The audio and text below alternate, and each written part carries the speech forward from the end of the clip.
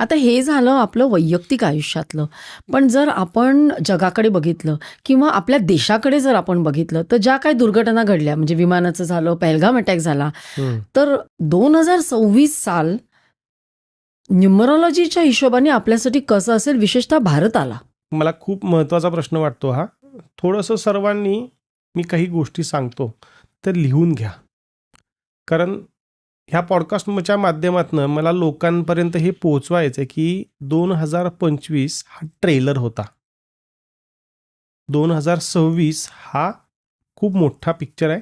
In fact मी असं म्हणेल की 2032 पर्यंत आपण पृथ्वीवरती खूप काही अशा घटना घडून जाणार आहेत की ज्यामधून आपल्याला सावरायचं आहे.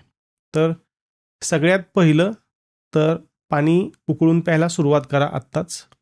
नंबर 2, तुम्ही जिथे आहात तिथे सेफ आहात का?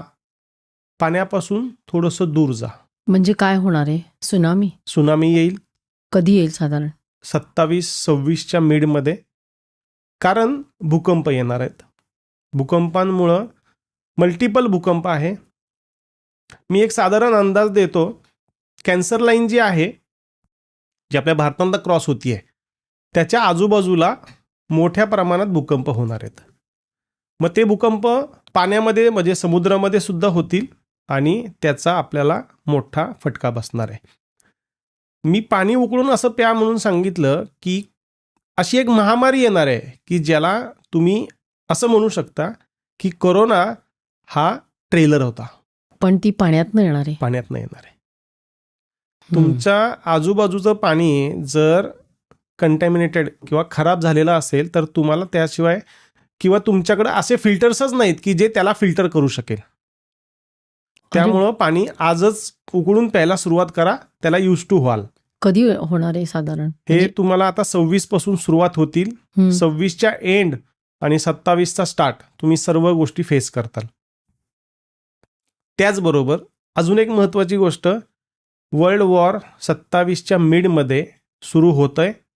भले आपण त्याच्यामध्ये डायरेक्टली इन्व्हॉल्व 27मध्ये नाही, अगदी 28-29मध्ये आपण इन्व्हॉल्व होऊ, पण त्याचा इम्पॅक्ट आपल्यावरती येणार आहे. कारण साहजिक आहे, आज भारत सर्व जगाला जोडला गेलेला आहे, त्यामुळे त्याचा आपल्यावरती प्रभाव होईलच होईल. कोणत्या 2 देशात सुरू कोणत्या 2 देशात होईल?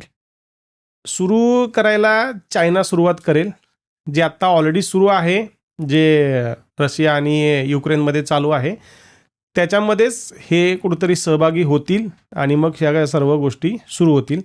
त्याचबरोबर आत्ता ह्या वर्षा अखेरला आणि पुढच्या वर्षीसुद्धा भारत पाकिस्तानही पुन्हा सुरू होईल.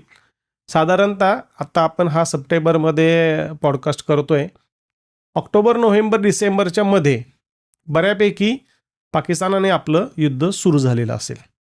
म्हणजे आता मध्ये थोडंसं युद्ध सदृश्य परिस्थिती झाली होती, जे सीज फायर वगैरे सगळं जे झालं त्याच्यापेक्षा जास्त, त्याच्यापेक्षा एक्स्ट्रीम होईल.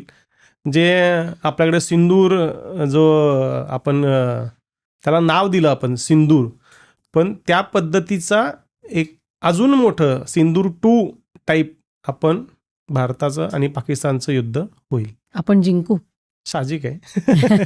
No doubt. आणि मग ही महामारी जी येईल ती फक्त म्हणजे पूर्ण जगाला व्यापेल. पूर्ण जगाला.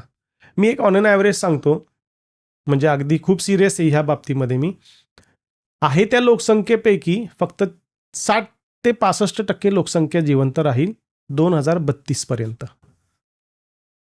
2032ला आपण कुठेतरी सावरायला लागू या सर्व गोष्टींमधून. 2027ला अजून एक महत्त्वाचा इव्हेंट आहे. इव्हेंट म्हणण्यापेक्षा ती खूप दुर्दैवी घटना होईल. आपल्याकडे नेटवर्क नसणार आहे आणि इलेक्ट्रिसिटीसुद्धा नसणार आहे. हा स्पॅन 3 महिने ते 9 महिन्यांचा आहे.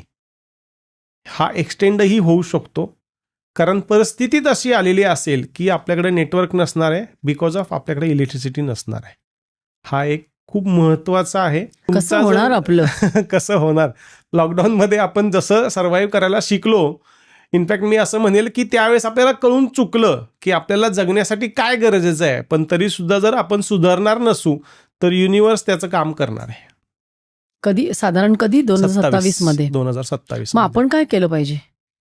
तुम्ही या ठिकाणी गावाकडचं जीवन जगायला सुरुवात केली तर तुम्ही जगू शकताल. त्या गोष्टींना ॲक्सेप्टन्स आणा की एवढ्याशा गोष्टींमध्ये सुद्धा आपण जीवन जगू शकतो. आता त्यावेळेस तुम्हाला रॉकेल, डिझेल, पेट्रोल हे काही मिळेल नाही मिळेल माहीत नाही, पण मेणबत्त्या मात्र कलेक्ट करून ठेवा. घरामध्ये नेटवर्क नसणार आहे, त्यामुळे UPI पेमेंट्स होणार नाहीत, कोणत्याही पद्धतीचे तुमचे ट्रान्झॅक्शन होणार नाहीत. कॅश घरामध्ये कंपल्सरी ठेवा, जी तुम्हाला 3 ते 4 महिने कमीत कमी तुमच्या खाण्यापिण्यापुरती पुरेल एवढी कॅश कंपल्सरी घरात ठेवा. 2027 म्हणजे अजून आपल्याकडे वेळ आहे, थोडासा वेळ आहे.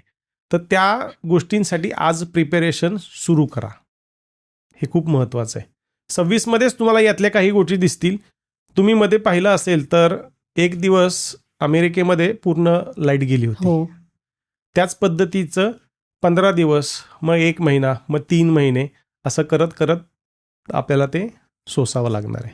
तुम्ही म्हणताय त्याप्रमाणे सुनामी येईल किंवा भूकंप होईल, तर कुठल्या कुठल्या, म्हणजे आता मुंबईजवळच राहतो ना आपण, मुंबईमध्ये, तर मुंबईला पण धोका आहे का? येस, 2026 साली. आणि कुठल्या शहरांना धोका आहे? असे खूप आहेत की जे समुद्र किनाऱ्यावरती आहेत, अशा सर्व ठिकाणी धोका आहे. मी सांगितलं ना, कॅन्सर लाईन जी आहे ना, त्या कॅन्सर लाईनच्या आजूबाजूला जेवढे पण काही आहेत त्या सर्वांना धोका आहे.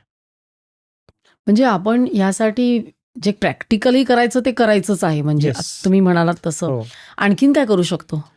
सर्वात महत्त्वाचं, हे सगळं घडतंय युनिव्हर्सल एनर्जीजमुळं. माझी सर्व प्रॅक्टिस युनिव्हर्सल एनर्जीजमध्ये आहे. तुम्ही मेडिटेशन करणं खूप गरजेचं आहे, जे युनिव्हर्सल एनर्जीजवरती डिपेंडंट आहे. म्हणजे काय, थोडक्यात जिथे तुम्हाला कोणता मंत्र गरजेचं नाही, तुमचं पोश्चर महत्त्वाचं नाही, पण फक्त युनिव्हर्सल एनर्जीज ज्या ठिकाणी आहे. मी एक उदाहरण द्यायचं तुम्हाला सांगतो, तर रेकी हे एक युनिव्हर्सल एनर्जी आहे. अशा पद्धतीचे खूप सारे मेडिटेशन्स आहेत की ज्याच्यामध्ये युनिव्हर्सल एनर्जीज इन्व्हॉल्ड आहेत किंवा त्याचा इम्पॅक्ट किंवा त्याची गरज त्यामध्ये भासते. अशा पद्धतीचे मेडिटेशन्स करणं खूप गरजेचं आहे. आणि आता तुम्ही म्हणालात साधारण 60% लोकसंख्या नाहीशी होणार, 60% शिल्लक राहणार, म्हणजे साधारण 30-35% लोक जातील. कशाने जातील? आणि वर्ल्ड वॉर, या सगळ्यांमध्ये तेवढी जनता, म्हणजे मी एक टेंटेटिव्ह आकडा सांगितलाय, कदाचित हा वाढूही शकेल, हा कमी होऊ शकेल, पण ज्याचं त्याचं कर्म आहे. याच्यामध्ये अजून एक गोष्ट खूप महत्त्वाची आहे, ज्याच्यावरती गुरुचा वरद हस्त आहे किंवा जो गुरुला मानतो, जो गुरुच्या आज्ञेचं पालन करतो, ज्याच्यावरती गुरुचा आशीर्वाद आहे, अशा व्यक्ती खूप पुढे जाऊन, कारण साधारणतः सतयुग आता लागेल असं एक अंदाज आहे, 2030 अंक 3 जसं मी सांगितलं गुरुचा, तर तिथे सगळं जे आहे ना हे त्या पद्धतीचं होईल सुरू. त्यामुळं गुरुचा आशीर्वाद खूप महत्त्वाचा आहे.